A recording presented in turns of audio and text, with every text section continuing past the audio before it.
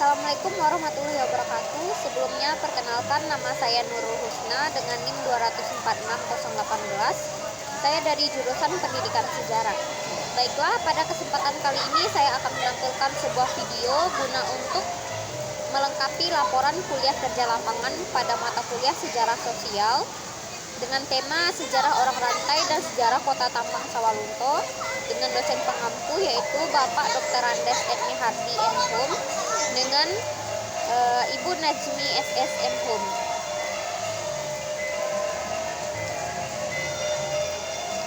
Baiklah, pada kesempatan yang pertama ini saya akan menjelaskan terlebih dahulu mengenai sejarah Kota Tambang Sawalunto.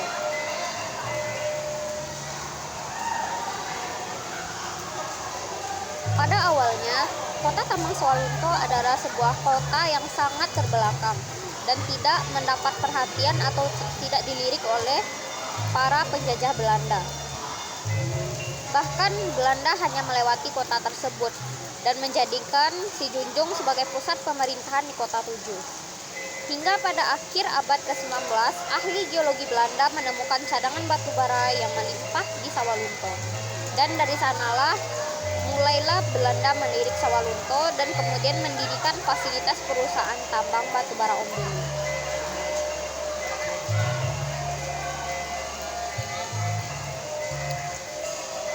Ada beberapa bangunan yang terdapat di situs Kota Tambang Sawalunto ini.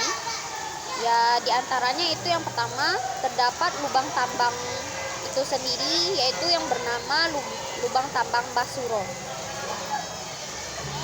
Yang kedua yaitu Godang Rangsum, di mana godang ini digunakan sebagai tempat memasak makanan atau sebagai dapur umum untuk memasak makanan bagi para pengelola dan para pekerja tambang pada saat itu.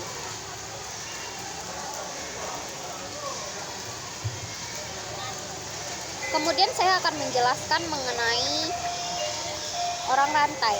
Apa itu orang rantai?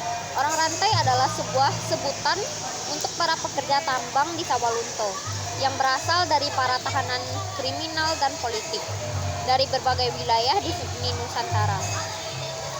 Kenapa disebut orang rantai? Karena pada saat bekerja, kaki maupun lehernya dibelenggu dengan menggunakan rantai. Di sini saya juga menyajikan bentuk rantai yang dipakaikan kepada para pekerja tambang pada saat itu.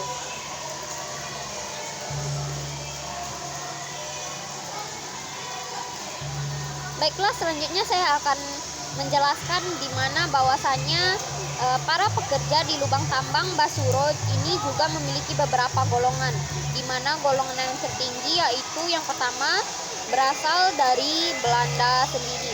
Terus yang kedua yaitu berasal dari pejabat-pejabat daerah.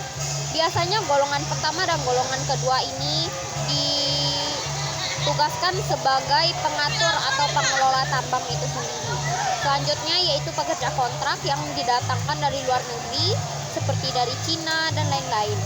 Biasanya para pekerja kontrak ini hanya ditempatkan pada tidak jauh dari permukaan, beda dengan golongan terakhir yaitu tahanan dan kriminal politik yang ditempatkan di bagian lubang tambang yang lebih dalam.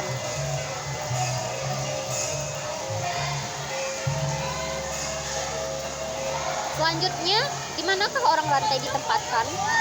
Orang rantai ditempatkan di sebuah lubang tambang yang dinamakan lubang tambang Basuro, di mana lubang tambang ini memiliki kedalaman kurang lebih 15 meter dari permukaan tanah dan memiliki panjang kurang lebih 1,5 km di bawah permukaan kota Sawalunto. Selanjutnya, lubang tambang ini memiliki lebar kurang lebih 1,5 hingga 3 meter.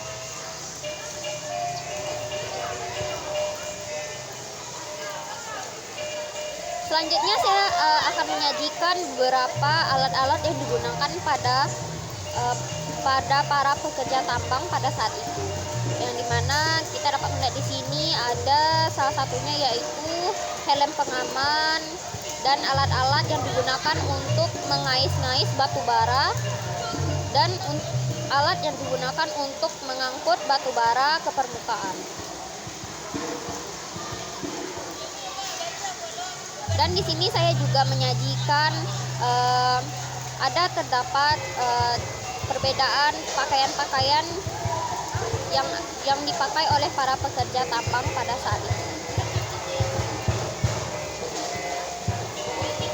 Baik, terima kasih telah menonton video ini. Semoga video yang saya bawakan ini membawa manfaat bagi kita semua. Jika ada kesalahan pada penulisan kata atau pada ucapan saya, mohon dimaafkan. Assalamualaikum warahmatullahi wabarakatuh.